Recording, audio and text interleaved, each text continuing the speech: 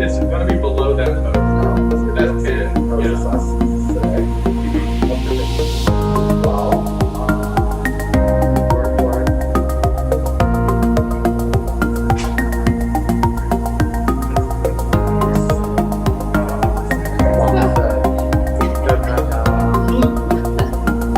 Is the glass bulletproof? How do we get out?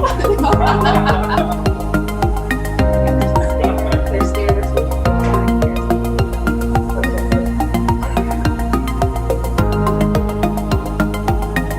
Cool. We're ready. Kathryn, are you ready? You ready for this? Okay, yeah.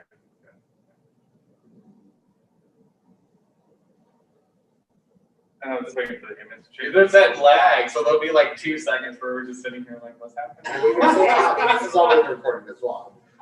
Yeah. Yeah. Sometimes it's weird, like, sometimes they just start talking and I don't know that he's recording and he's talking about like personal things, but people enjoy it. I mean, it's Like a recent STI. Yeah, anything that humanizes you to other people to make them feel relatable and reachable, which is always good. I think sometimes what I love is that we get guests on the show sometimes that like people do know from the community that maybe they have put like on some kind of platform or pedestal and like don't see them as like actual humans. But then we talk and like, oh my goodness, it's so crazy. Like so many relatable things can happen. And people, I think that's been a really cool thing that's happened with COVID because people are kind of letting that guard down a little bit. You can see the inside of their house and, just getting to know people on a more human level. Yeah, I never thought about that. Yeah. Yeah. I mean, I totally checking out people's homes, like when I see them. Oh, totally. Like, put up my background, we're fine. oh, like Kathryn. Hi, Kathryn. Hi, Kathryn. Your home is beautiful. Gorgeous. So, we want to thank everybody for joining us today. So, we'll start off with a round of introductions. We are at The Whole Person today, and our show is going to be focused on the work that this organization does. And we have Kendra who has joined us, and we have Kathryn who has joined us via Zoom.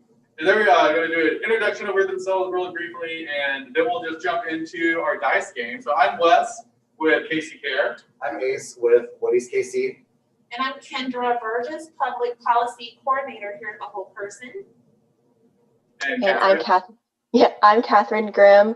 I am a fine art conceptual photographer. I sit on the expressions committee at The Whole Person, and I have been involved with the Whole Person. Awesome. So the first thing we do is we have our icebreaker, a little dice game. So we'll roll the dice. Ooh, we're on relationships. So I'm going to say right now 3 is not an option. If you can pick a number between 1 and 5, Kathryn. 3. What'd you say? 3. Oh, 3. So, Kathryn, if your partner was interested in a monogamous relationship, what would you say? Yes. Done and done. Next question. Like, why? Like, how do you know yes was such a quick response for you? Because I've been, I dated someone previously who was polyamorous, and my best friend is polyamorous, and I just, I realized my attachment style and the way that, what I need from a partner, that I need more time with them than I could get through polyamory.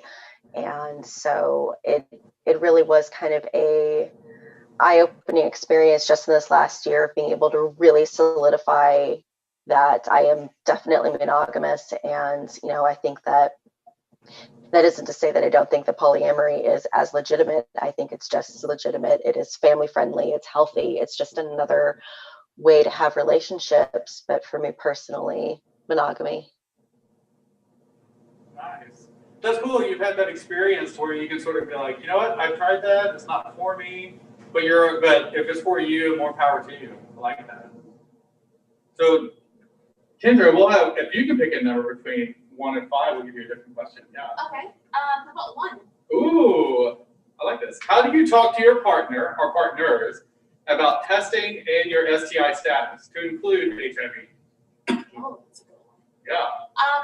For me, I just start with just really honest conversation. Like, so what's your when was the last time that you got tested?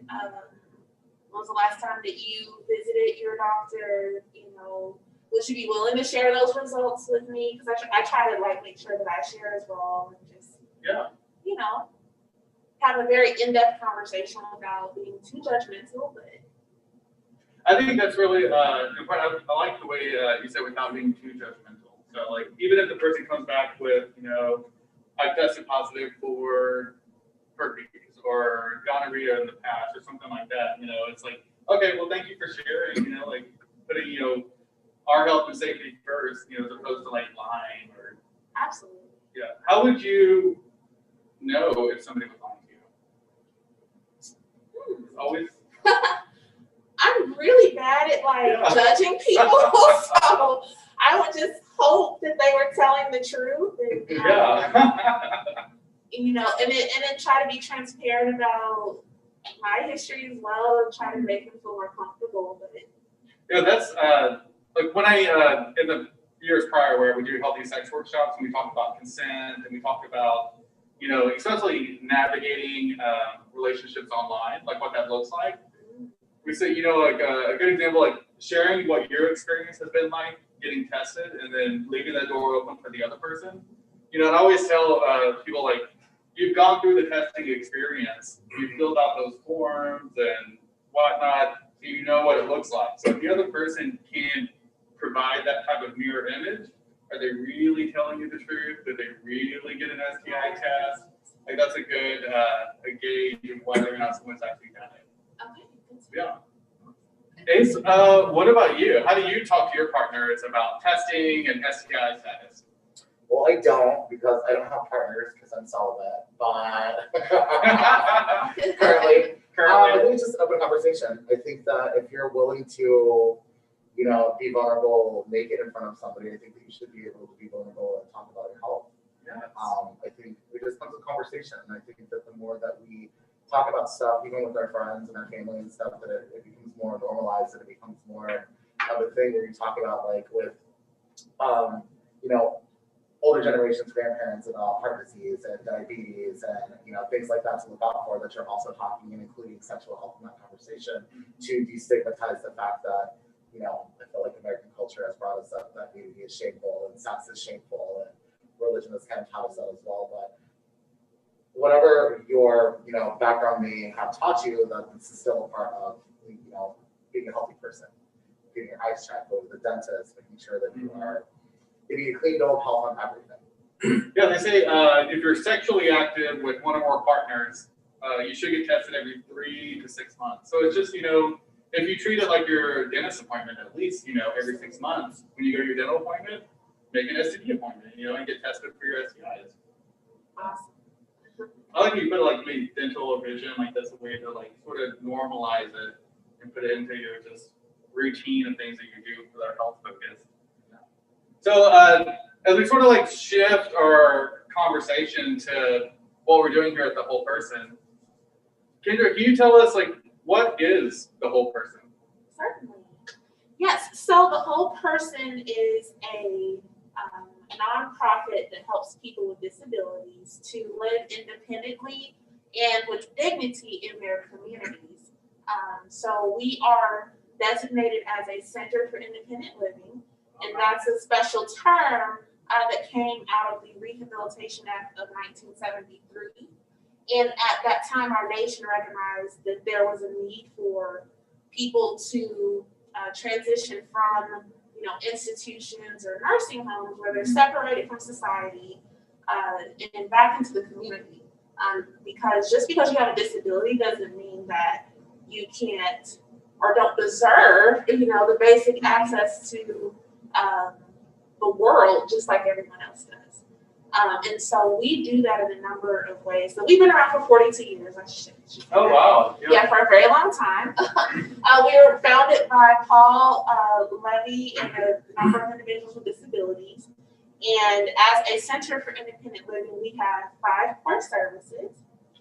And so I'll try to break those down for you guys. But so those include information and referral, peer support, independent living skills and training, individual and systems advocacy, and deinstitutionalization.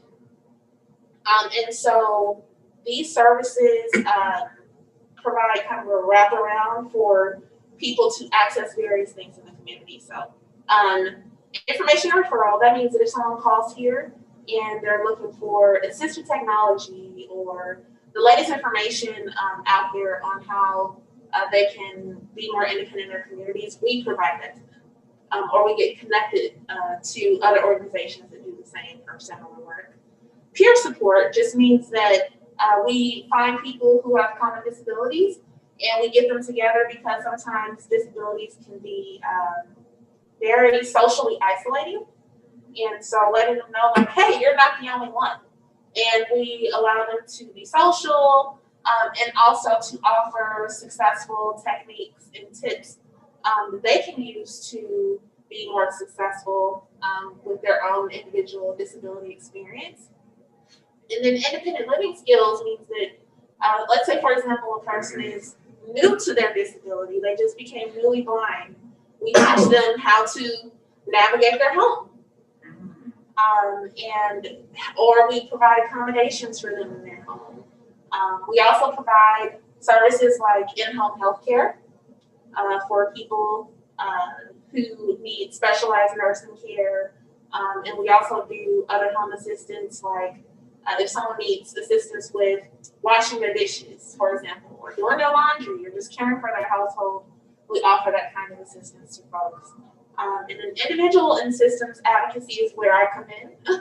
That's my baby here, the whole person. And that means that I, in particular, help to advocate for laws and bills and policies at the city, state, and federal levels that help people to maintain their right to independence in the community. So whether that's access to safe and affordable transportation, housing, healthcare, those are kind of the relationships that I build with elected officials to make sure they understand, what people with disabilities are experiencing in their communities. And then lastly, like I said, number 5 is deinstitutionalization. So that means that we help people transition from nursing homes or institutions back into the community. And right now that's more important than ever because of COVID. A lot of people are really scared to be in nursing homes right now. And so we help them find housing. We provide some of the funds they might need to make, purchase furniture, anything else they might need to move back out to the community. Oh, wow. So we do a number of those services, plus more. How is everything funded? And like you said that you have people like come and help teach and like direct them, navigate their homes and stuff. Is that volunteer based? Is like how do you get all of these amazing services done? Yeah, that's a good question. So we have a number of funding sources. They include, a lot of it is government kind of services that we're reimbursed for through programs like Medicaid, Medicare, or if individuals have their own private health insurance that pays for some of our services. We also get grants that we apply for. We have a grants department, and they're really great at what they do, finding funds for us to operate in certain ways with that. And then we also take donations a lot. We rely on our donations, they're so important from the community and stakeholders. And so we try to make sure that we have a very diverse pool of funds that allow us to do what we do. Cool. That's awesome. I love that. So, Kathryn, you have been a recipient or participant in the whole person. So what was that experience like for you in engaging with this organization and facility? I've actually been involved in it in kind of multifaceted ways. I originally was introduced, excuse me, through the Expressions exhibit as a disabled artist, and working with the whole person with that and getting exhibits going and the education that was a part of that. And then I was involved with the whole person as a committee member on the Expressions Committee, and I sit as the disabled artist representative on the committee. And that has been a really wonderful, fulfilling experience working with the whole person on that. And then I was also involved with the whole person for housing. I'm a domestic violence survivor, and when disability and domestic violence is such an underreported and really not talked about intersection, and it was really wonderful to work with the whole person and have so many really compassionate people that understood what I was going through, where I was coming from, and was able to get me housing that I am currently in right now. And everyone that I've ever had interactions with the whole person, I have really great friendships now with so many people there, from the committee to the people that work there. And it's basically a second home. And I feel like everybody there truly has disabled people's best interests at heart. A lot of other independent living organizations aren't run by people with disabilities, and this one is, and you can tell because it really is very much so viewing us as whole people, not petty objects or inspirational, that we are humans and we require the same things that everybody else in society does. And Kathryn, I'm so glad that you said that, because we actually have 74% of our staff have disabilities. Wow. So it's very much for us, by us. And Kathryn, she was just included on our newsletter for the summer. Congrats. For our Artist Expression Spotlight. So thank you for being involved, Kathryn. Thank you. So what is some of the work that the committee has done that you've been a part of? Well, I've been on committee for about almost 5 years now. And we organize and curate the Expressions exhibit, which is an art exhibit specifically for disabled artists. And so we do everything from planning and organizing to marketing, to getting the word out, to spreading art calls. And then when the time comes, we select the art. And it's my personal, goal with Expressions was to get the word out more into the trans community, especially because disabled trans people are so underrepresented, especially in the art scene. And I feel like through really making such a hard effort last year of really reaching out to that community, my own community, that we got some really amazing artists that I'm just so grateful we're able to apply, because their work is gorgeous. And we were recently the recipient of an Arts KC Award for inclusion in the arts, and that was a really amazing honor to receive, the recognition of all of the hard work of everybody on the committee. And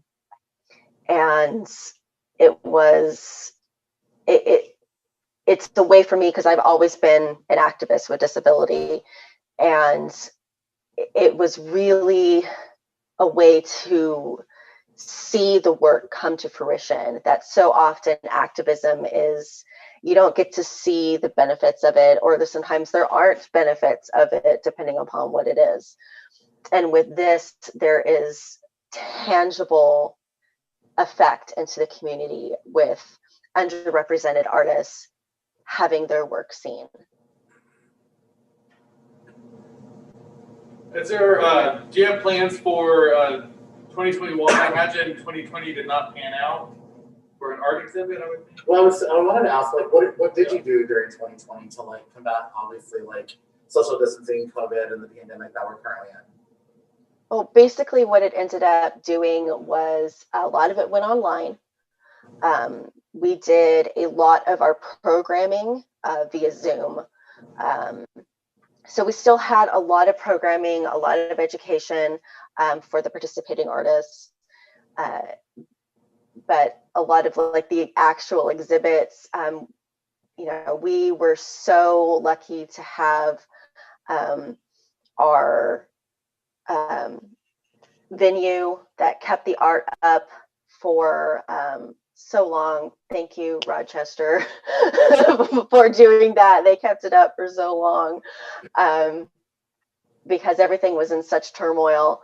And we really didn't want the artists to feel like they were getting, you know, the short end of the stick just because a pandemic happened. And so we really worked very hard to try to make, you know, really good online programming and just engaging with the artists. And we actually have a new call now for art for our upcoming season. And I'm really, really excited about that. We are at this point kind of preparing for either eventuality of either in person or online.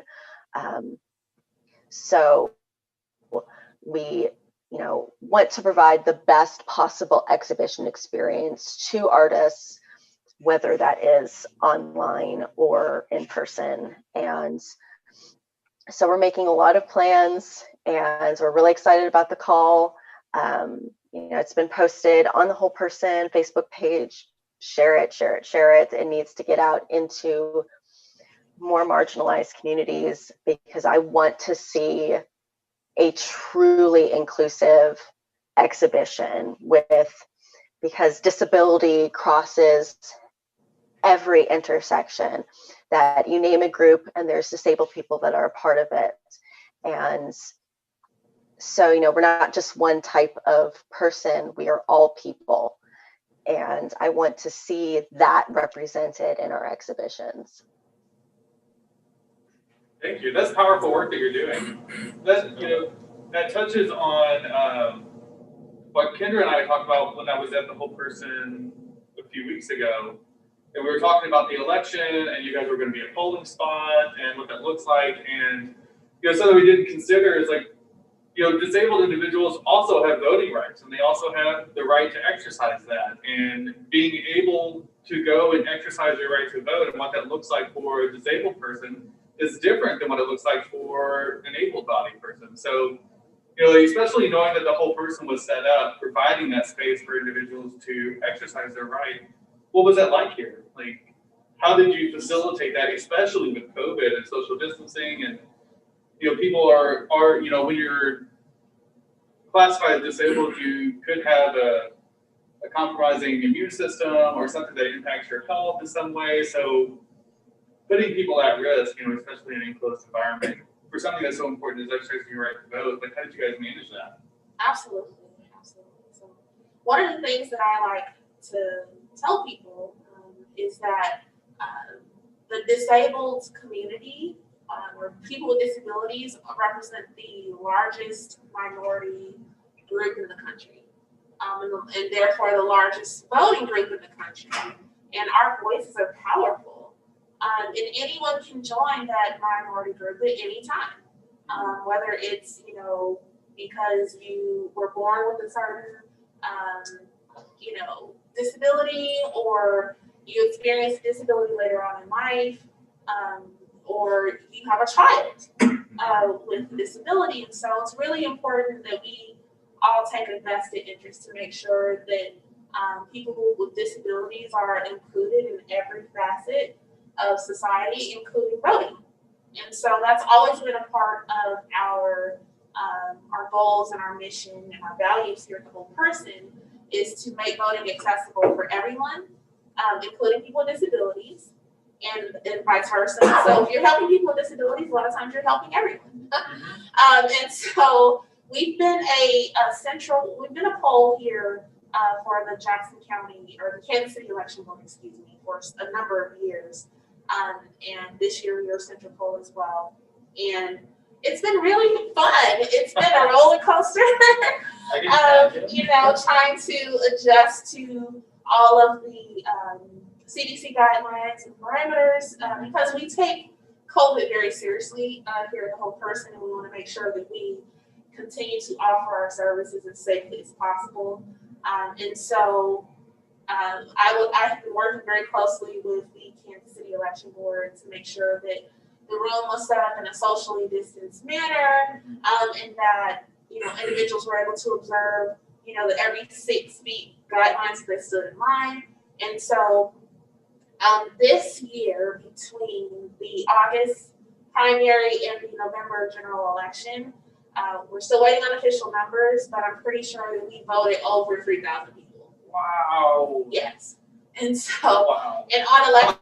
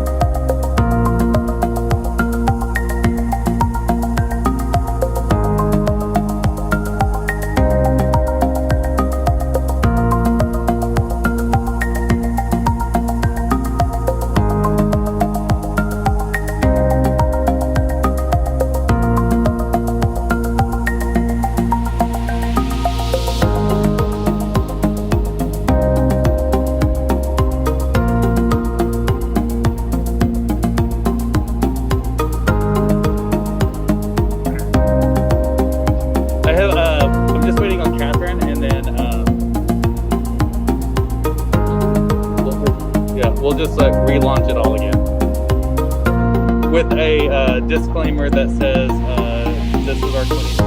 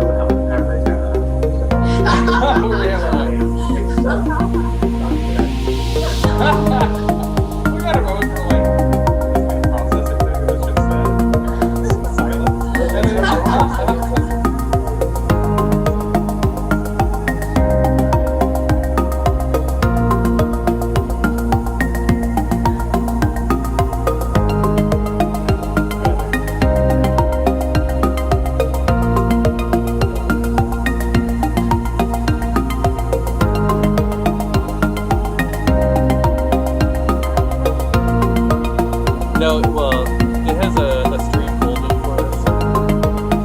He'll, as soon as this video.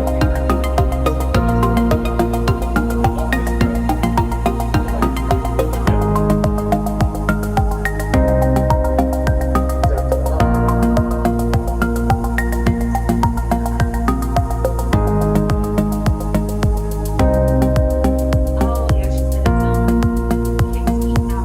It says I just, I didn't.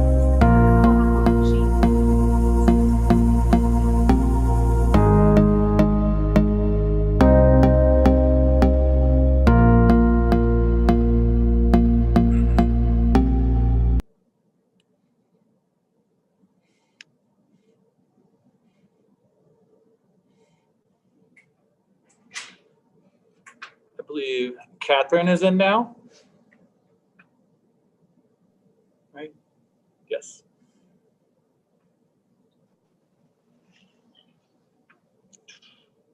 Kathryn is new. I think so. Kathryn, I think you're in there, right? Yes. Take your video. There you go. Okay, great. Yay. Yeah, I love it. I love it so much better. Okay. All right, Tony, we should be good. Thank you. Can Tony hear us? Is the volume up here for everything? I think so. I didn't change any of that. Okay, so we should still be good. This is 5 now, right? Yeah. Really? Is this everyone? Oh, it's not.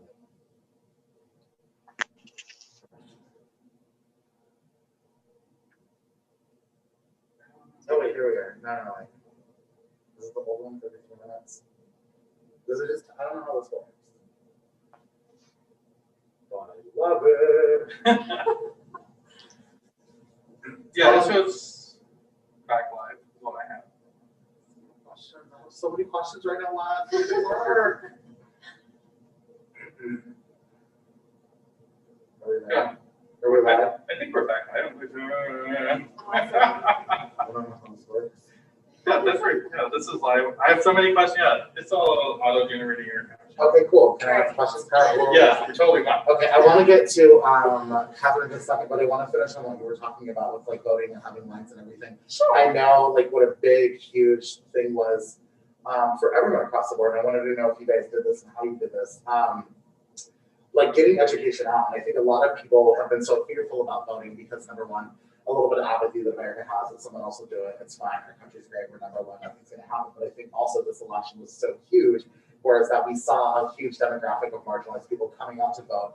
But also, I really felt like personally too that there was a lot of education that went into letting us and informing us of like why we should vote, who we should vote for, what the real issues are, and how that affects you like as an individual and not just like as a conglomerate of like maybe a Democratic Party or a Republican Party and things like that. So was there education and how did you guys do that during a pandemic, which is very difficult to do?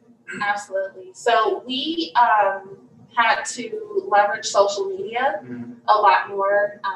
And so we shared information, for months prior to each election, just informing everyone about the process and the facts. And we are a nonpartisan organization. Let's just say that. Yeah. And so, our focus definitely is not to advocate for one party or the other, but just simply that people are allowed to access their right to vote.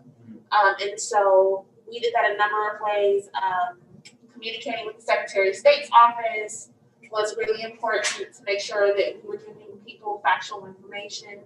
We also, this election cycle, offered absentee voting and early voting. And so we notarized over 60 ballots, I believe, this election cycle. Yeah, so that was another way of creating access for people. Because even though the state legislation stated that individuals can get their ballots notarized if they're voting absentee for free, it didn't give the same stipulation for mail-in ballots. And so we didn't want that to be a reason why someone couldn't access their right to vote because they couldn't afford to pay for notary services. That's something else that we did. Yeah, which is very interesting because I have a lot of friends that actually became notaries just because of this election to offer services for free to people that weren't able to pay. Okay. Which is another thing. I'm not super familiar with the whole person, but also what I wanted to ask was like, how does that look for people that don't have access to information? Maybe like they don't have internet or they don't have computers or they don't have things like technology, phones and stuff like that. I know that, during the beginning of the pandemic, Woody's Casey is, it is a clear space, but it's also a bar. We had to close our doors, but we were able to open up our doors on the patio for us to do people could swing by and we passed out food and stuff. And I noticed a lot of those people had a lot of needs. Like we ended up not just giving food away, but people were donating clothes, donating toiletries. Through conversation with some of these people, they didn't have access to internet. They didn't have access to phones, computers, things like that. And there was a process where we were trying to figure out where we can help them to go to even get unemployment and things like that. So I would think like with an election and having like this facility, is there something like that here? Do you have like a technology center? Do you guys provide, because I know you said, donations to, like we could pay for maybe the Google Fiber for a few months, or maybe we could buy laptops and furniture and things like that.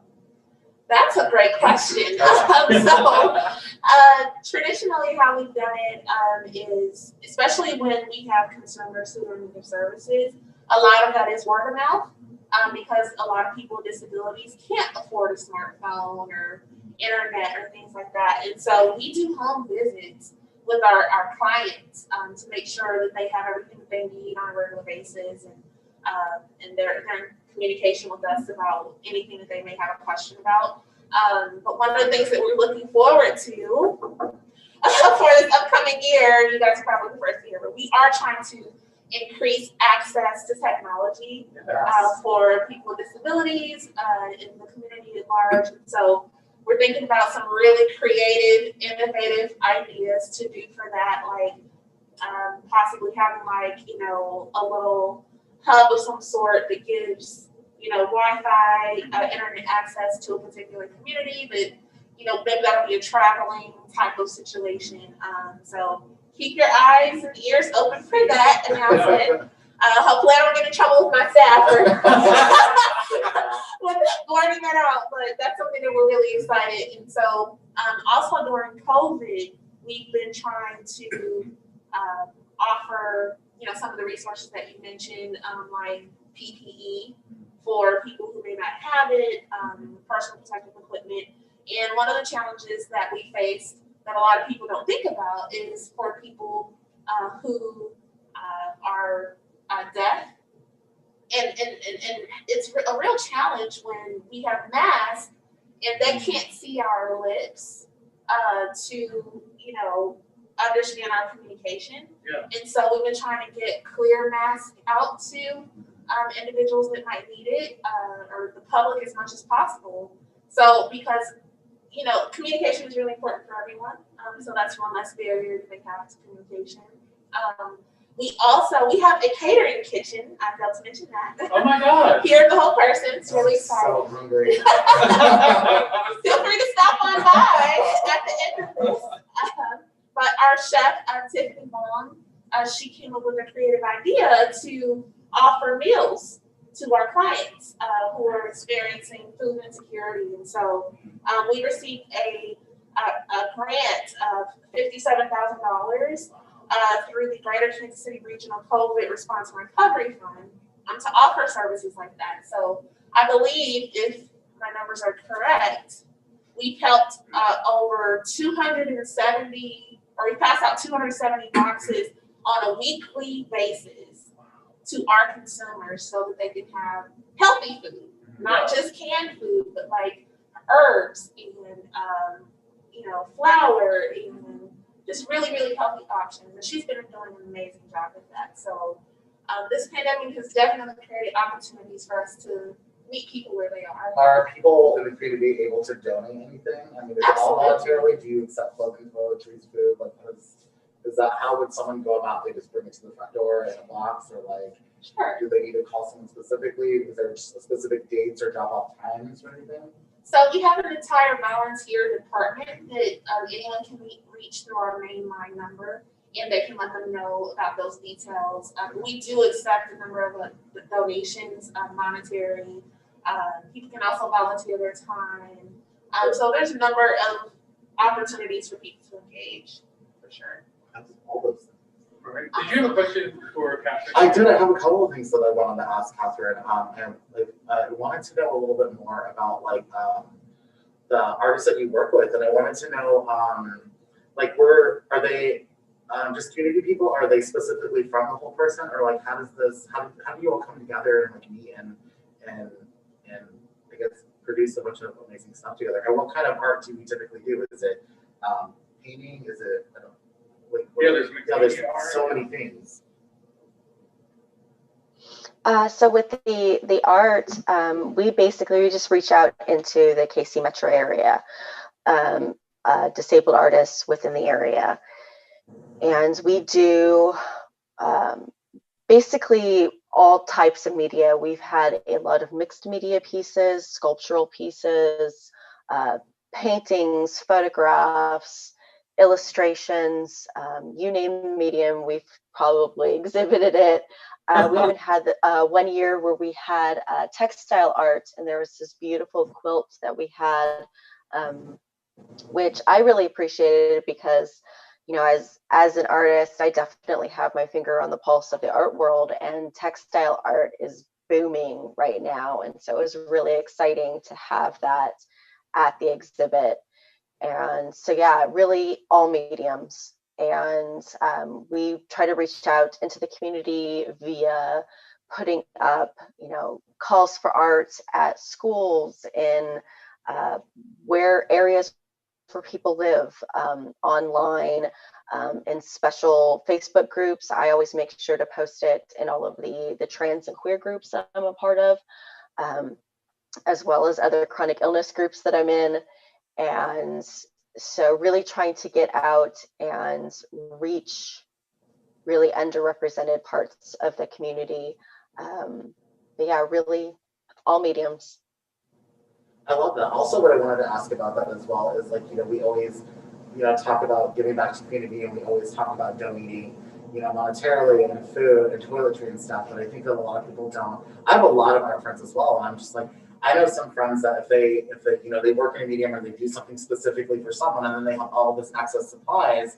Like, do you accept donations for that? And like, if you do like work, and do they contact you for a drop off? Like, do they do it at a person? Like, I think that that's a great opportunity as well. So what we like to do is we really give the artists a lot of options. So if they need help filling out the application, we will have a day where they can come in and they can receive assistance with filling out the application.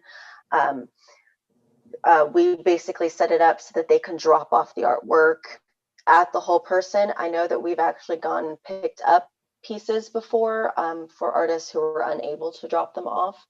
And so we try to make it as inclusive as possible in order to give the disabled community the same opportunities. Personally, one of my advocacies is really talking about the inherent ableism in the art community, and how that there is such a lack of access as well as education and knowledge of just how to get involved in the art world. And so, like, I did a presentation earlier this year that was specifically about how do you get represented by a gallery. You know, these are things that, you know, you might talk about in art school or via connections, but it's all very privilege based, and it's also class privilege based, that if you were not cisgendered, able-bodied, and at least middle class, you might not have access to this information. And so it's I love that we are providing this information to communities that don't get access to it via, honestly, discrimination. And so I think it's really important that we continue to reach out into these groups, because, you know, there are voices that need to be heard and deserve to be heard just like anybody else, and in this day and age more so. And I think it's important that we have this platform to elevate marginalized voices in an era when we have people speaking over them. And I am really proud of the work that we've done with expressions in being able to do that, and uplifting voices and giving opportunities that wouldn't otherwise be there because of things like discrimination, because of the ableism in the art world, because of the inaccessibility. Even our own local art scene is very inaccessible, that you can go down to the crossroads and go to the galleries, and the majority of them aren't wheelchair accessible. And so there's just, you know, you talk about systemic barriers. Well, this is just a actual physical barrier that if you can't even enter a gallery, how are you supposed to show your work there? So that plus the systemic barriers and not understanding how to communicate with galleries. How do you submit your work? How do you do these things? What do I price my work at? So all of these things are information that I am so passionate about, imparting to other disabled artists, because it's information that is kept from us via discrimination.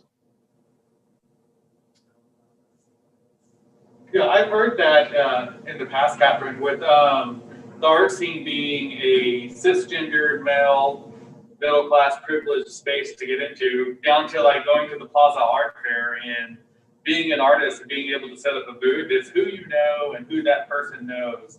You can't just go and buy a booth and get your booth space. You have to know somebody who can get you into that space. And I was blown away. I was like, my friend was like an accomplished artist. We were on a trip for him to sell art with carrying an RV full of stuff, and I'm like, you have to go through all that just to set up a booth? I was like, I thought you just paid for your booth space and that was it. He was like, no, you have to know somebody. You can't just get a booth. Yeah.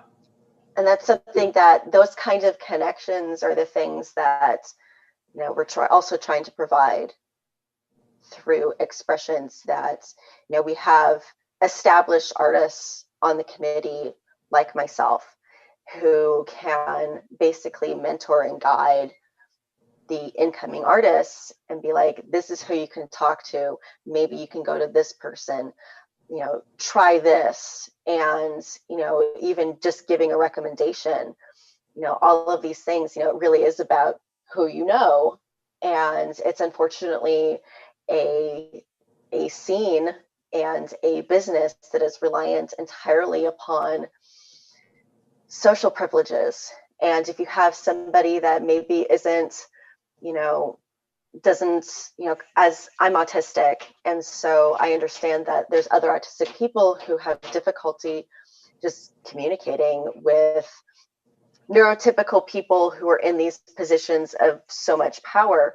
And I like to remind them that it's very much so, they're not above you, that these people that own the galleries, this is a co-partnership, that without you, they wouldn't exist. And so that these are people, they're human beings, they're not bigger, better than you. And then providing the artists with, ways of communicating that are be easier for them, that maybe the best way for them to communicate would be via writing.